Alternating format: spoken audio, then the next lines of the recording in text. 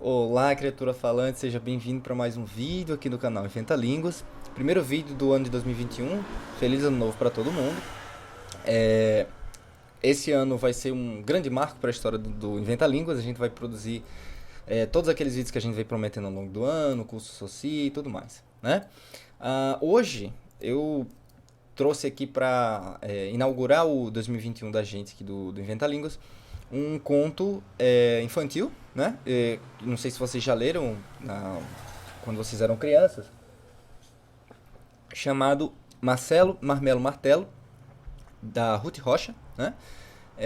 Eu trouxe esse conto aqui, né, para tratar de uma maneira mais simples, de uma maneira mais leve, para apresentar para vocês, né, para aqueles que ainda não conhecem, né, dar uma discutida também sobre algumas questões dos estudos da linguagem que são fundamentais até hoje, né?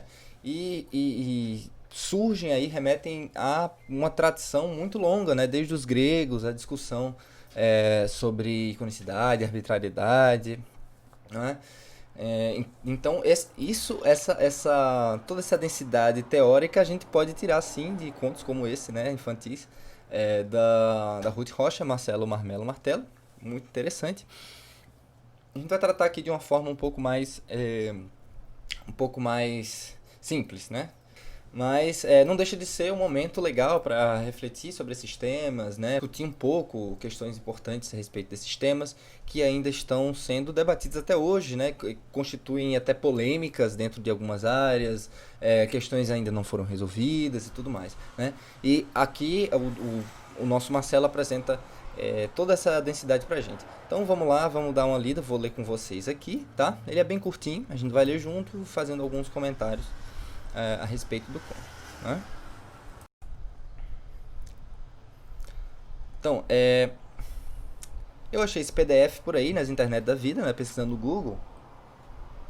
Caso vocês tenham interesse também em ler, né? O conto depois, eu vou deixar aí disponível o link que eu achei, tá bom? Mas a gente vai ler aqui junto. Aí, Marcelo Marmelo Martelo, de Ruth Rocha. Esse PDF vem com outras historinhas também, da Ruth Rocha. Vamos ver aqui como é que fica a visualização para vocês. Ok. Então temos aqui o nosso amigo Marcelo, né? Marcelo vivia fazendo perguntas a todo mundo. Papai, por que a chuva cai? Mamãe, por que o mar não derrama? É uma pergunta bem interessante, né? Vovó, por que o cachorro tem 4 pernas? As pessoas grandes às vezes respondiam, às vezes não sabiam como responder. Ah, Marcelo, sei lá. Então aqui a gente vê uma inclinação, isso é muito próprio das crianças, né? De perguntar por que as coisas são como elas são e por que as coisas se dão como elas se dão, né? É uma inclinação até um pouco científica, investigadora, né? Tem uma psicóloga, se eu não me engano, estadunidense, chamada Gopnik, né? Alison Gopnik, que estuda a psicóloga cognitivista, né? Que estuda essa primeira a frase pré-linguística da criança até, né? Discutindo essa coisa. Tem um livro chamado Bebê Filósofo, se eu não me engano, tem um Bebê Cientista também, né? Que ela apresenta pesquisas, né, com evidência de que as crianças desde cedo têm essas inclinações a fazer investigações de tipo científico e tudo mais. Mas essa inclinação do Marcelo, ela vai se extrapolar para uma esfera que corresponde mais à percepção de linguagem, né? O que é a linguagem, por que os nomes são assim e tudo mais. Vamos ver aqui, vai ser até mais interessante pra gente. Uma vez, Marcelo cismou com o nome das coisas. Mamãe, por que eu me chamo Marcelo? Ora, Marcelo, foi o nome que eu e seu pai escolhemos, né? E por que não escolheram martelo? Né? Só muda um sonzinho, né? Ah, meu filho, martelo não é nome de gente, é nome de ferramenta. Por que não escolheram marmelo, então? Né? Porque marmelo é nome de fruta, menino. E a fruta não poder se chamar Marcelo e eu me chamar Marmelo? Então aqui a gente tem uma clara ilustração, não é? De um debate assim, bem antigo dentro da linguística. Na verdade, que não começa nem na linguística, começa na filosofia, né? A gente vai falar um pouco sobre esse texto aqui chamado Crátilo, né? É um diálogo de Platão, que a gente tem ali Sócrates, Hermógenes e o próprio Crátilo, né, discutindo sobre a relação das palavras e as coisas, né? A discussão sobre a arbitrariedade, né? Se as coisas têm a relação ou não com as palavras que as nomeiam. E aqui o nosso Marcelo está fazendo tá fazendo questionamentos a respeito, né, dessa arbitrariedade, né, que é um debate, né, a primeira grande a tradição semântica, né, do Ocidente decorre desse debate, se as coisas têm ou não ligação com os seus nomes, né. Então aqui o Marcelo questiona, né, poderia ser outro nome, né, o meu nome poderia ser martelo, por que não? Né? Por que o nome de ferramenta é martelo? Olha isso aqui, tem várias coisas interessantes aqui. No dia seguinte, lá vinha ele outra vez. Papai, por que a mesa se chama mesa? Ah, Marcelo, vem do latim. Olha aí. Então a explicação do pai dele, por que a mesa se chama mesa, é a origem da família, né, do latim. Então vem de uma palavra que já existia em outra língua, né, que é mais antiga e tudo mais. Ah, papai, do latim? E latim é língua de cachorro? Né? Porque latim, aí a gente começa a discussão sobre iconicidade, né? Iconicidade, como a gente sabe, o termo que a gente usa para designar esse conceito de que os nomes têm alguma relação com as coisas que elas significam. Então é o contrário da arbitrariedade, né? Tem um motivo por trás da palavra ser aquela para aquela coisa, né? Então latim parece com latido, então o Marcelo vê essa iconicidade da palavra latim com latido de cachorro, né? Não, Marcelo, latim é uma língua muito antiga, né? E por que esse tal de latim não botou o nome na mesa de cadeira, né? Ou na cadeira de parede, ou padeira de bacalhau, né? Meu Deus, esse menino me deixa louco. Então aqui continua a insatisfação do Marcelo a respeito da explicação que ele tem, né? Então por que poderia ser outro nome, né? Qual é o motivo de colocar o nome da cadeira de cadeira e de mesa, né? Não tem explicação, né? Porque foi o latim. Lembre-se que ele perguntou antes, né? Por que meu nome é Marcelo? Foi porque sua mãe e eu escolhemos. Por que o nome é mesa? Porque vem do latim, né? E latim, para Marcelo, escolheram assim também no latim. Então ele vai mais fundo ainda, né? Não é simplesmente a origem, né? Porque na origem é assim. É uma inclinação ainda mais longa, né, pro Marcelo. Daí uns dias o Marcelo estava jogando futebol com o pai. Sabe, papai, eu acho que o tal de latim botou o nome errado nas coisas. Por que bola chama bola, por exemplo?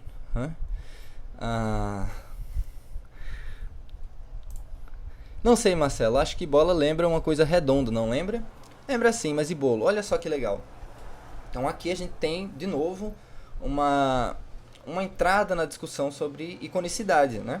Então o pai dele tem uma jogada ali, né? A bola, né? Esse fonema, né? Que a gente produz assim com a língua, faz esse formato arredondado. De certa forma, remete, né? O som remete à forma redonda. Essa seria a explicação do pai. Seria icônico, né? Então a palavra bola, ela tem uma certa iconicidade em relação ao objeto, né? Porque bola, bolo, né? Tem até vários estudos sobre esse tipo de coisa, né? De foneticamente falando, né? De que alguns sons relacionam-se com alguns tipos de formas, né? Formas geométricas mesmo, né? Sons, se eu não me engano, TK, né? Que são, não sei se são palatais, eu esqueci. Mas enfim, alguns certos tipos de sons são mais relacionados a certas formas geométricas do que outras, né? Tem alguns estudos que falam sobre isso, aquele famoso lá do Takeshi Maluma. Depois a gente pode falar sobre isso aqui depois, tá? Mas essa é a resposta do pai dele. Aí olha só a esperteza do menino, né? Ele diz assim: bolo também não é redondo, não é? Essa não. Mamãe vive fazendo bolo quadrado, né? Então o Marcelo pergunta do bolo, né? Então tem bolo quadrado também. Então se bolo e bola são tão parecidos, né? E os dois têm esse som que lembra um pouco alguma coisa redonda. Por que todos os bolos não são redondos também, né? E o pai do Marcelo ficou atrapalhado. E Marcelo continuou pensando: pois tá tudo errado. Bola é bola porque é redondo, mas bolo nem sempre é redondo. E olha só que legal, né? Aqui a gente tem a tentativa do Marcelo de formular alguns padrões, né, a respeito dessas supostas relações icônicas das palavras com as coisas. Então, a gente tem, né, bola, realmente é uma coisa redonda, e o som realmente lembra alguma coisa redonda, né, bola, né, você faz um formato meio redondo. Mas então, bolo, né, que é meio parecido, deveria também ter um formato redondo, todos os bolos, né? E de certa forma, né, no Crátilo, eu li faz muito tempo o Crátilo, assim, acho que uns 2 anos, mas a gente pode ler aqui junto também, se vocês acharem legal a ideia, a gente faz uma leitura conjunta do Crátilo, aqui a gente marca uma live para fazer uma leitura conjunta. Mas esse tipo de abordagem, né, de tentar identificar esses padrões, de tentar formular essas possíveis relações como algo que pode se estender a mais instâncias da língua, é algo que o Sócrates faz também no Crátilo, né? O Sócrates, na discussão com o Crátilo lá, ele tenta fazer esse jogo, né, de saber, mas poderia ser assim, e poderia ser assim também. Mas tem essa possibilidade aqui do som icônico e tudo mais, né? Sócrates faz aquela jogada sofística dele, né? Então, a gente tem aqui, né? Pois é, tá tudo errado, bola é bola, é redondo, mas o bolo nem sempre é redondo. E por que será que a bola não é uma mulher do bolo? Poderia ser, né? Porque a gente tem um padrão na língua de que o, o, a coisa feminina é demonstrada pelo gênero gramatical feminino. E bully, e belo, e bala. Eu acho que as coisas deveriam ter nome mais apropriado. Cadeira, por exemplo, deveria se chamar sentador, né? Não cadeira, cadeira não quer dizer nada, né? E travesseiro, travesseiro deveria se chamar cabeceira, né? Também agora eu só vou falar assim. Olha que legal, o Marcelo começa a criar nomes diferentes que, segundo a análise dele, seria mais relacionado com a coisa que eles, que eles nomeiam, né? Então ele começa a criar esses nomes que seriam mais icônicos, né? Mas vocês reparem aqui, eu ia colocar isso aqui até no final, mas vocês reparem que o Marcelo, ele cria esses nomes, né? Mas ele logicamente que a autora não poderia ter esse nível de discussão, né, maior, né? Já está muito legal aqui. Mas, por exemplo, a gente poderia ir mais além, né, e questionar por que sentador, né? Porque ele escolheu uma derivação, né? Então ele derivou do verbo sentar, né? E cabeceiro, né, e não travesseiro, ele derivou do substantivo, né, cabeça.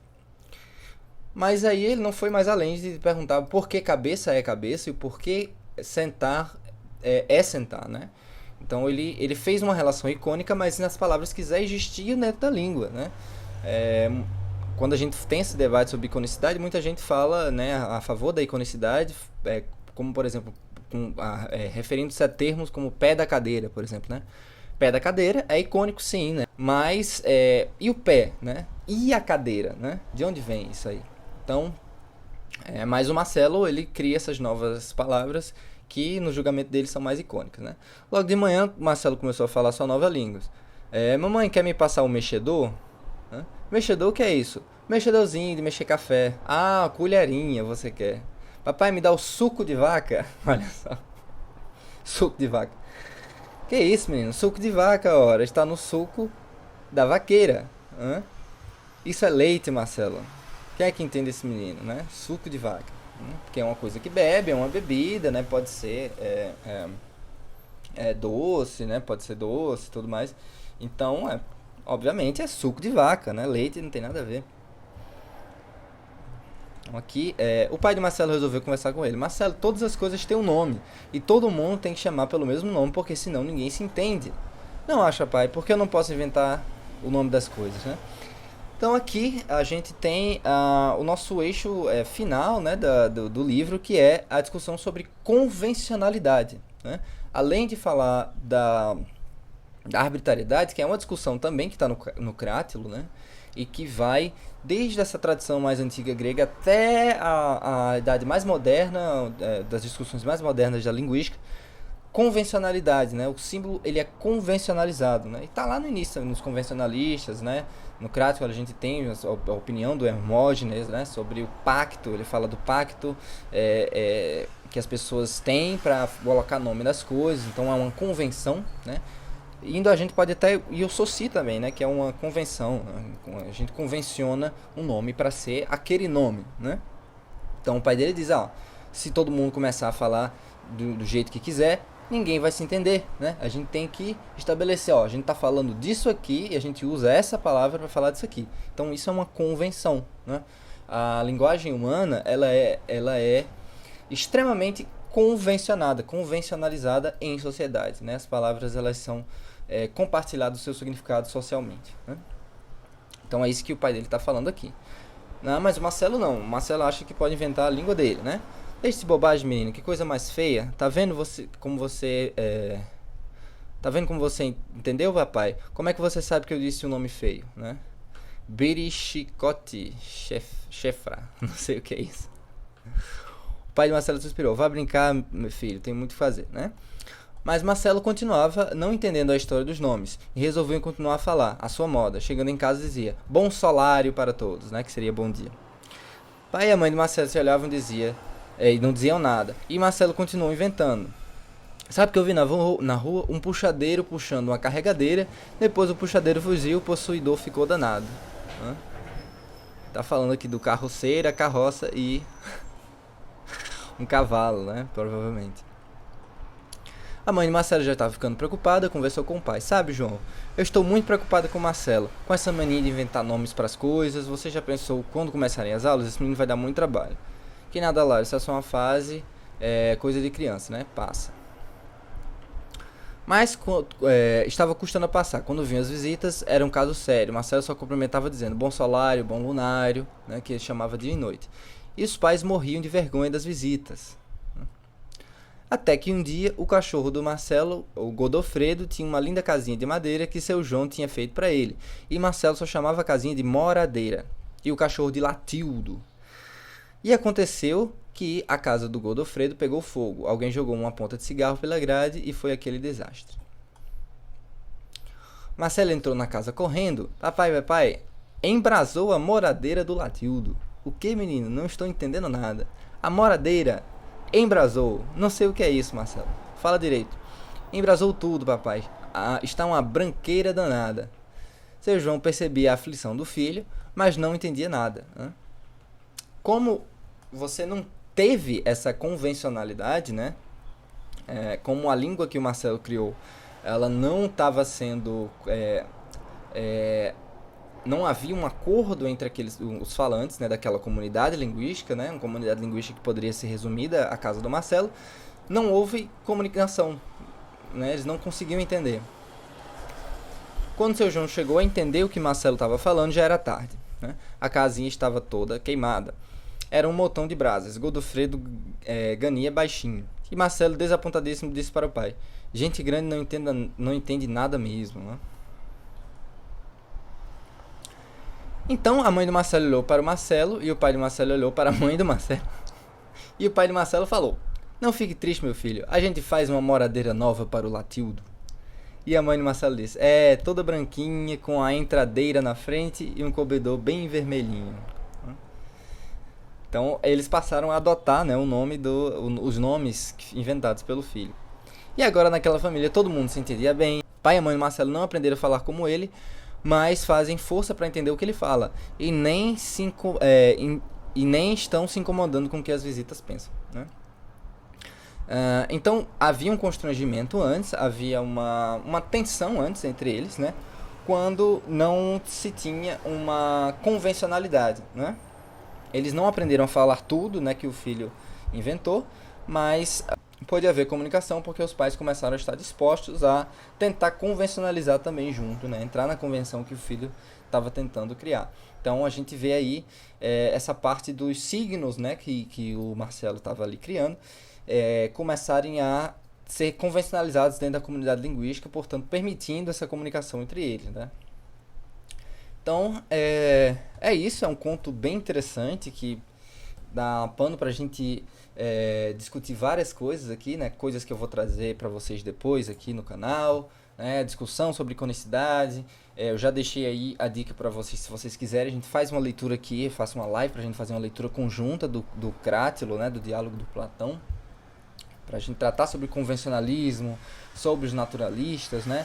Aquela galera que pensa, aquela galera que afirma que há uma relação natural do signo, né, com uma coisa que é significada pelo signo, né?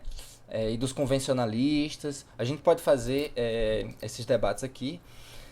Ah, e outra coisa interessante que eu queria falar para vocês, assim, no final, né, que a gente vê aqui é que a autora acaba concordando, entre aspas, né, com uma corrente convencionalista, né? Ela acaba concordando de que a língua ela nada mais é do que um pacto, né? Um pacto, como diria Hermógenes, né?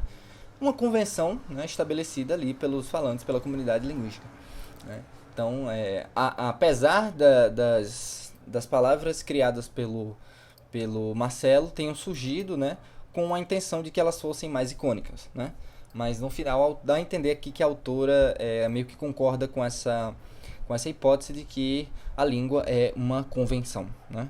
E não tem ligação nenhuma entre a palavra e a coisa.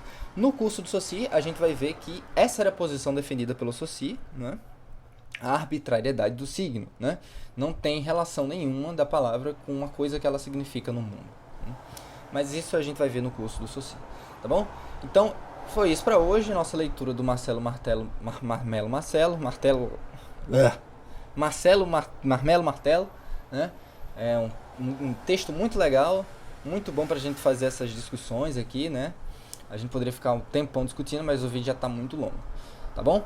Então, muito obrigado, deem um joinha aí, recomendem esse vídeo para quem gosta dos assuntos de linguagem, recomendem o canal, assinem aí o canal, inscrevam-se, né? Comentem, e é isso aí, gente, até mais, até o próximo vídeo do canal Inventa Línguas.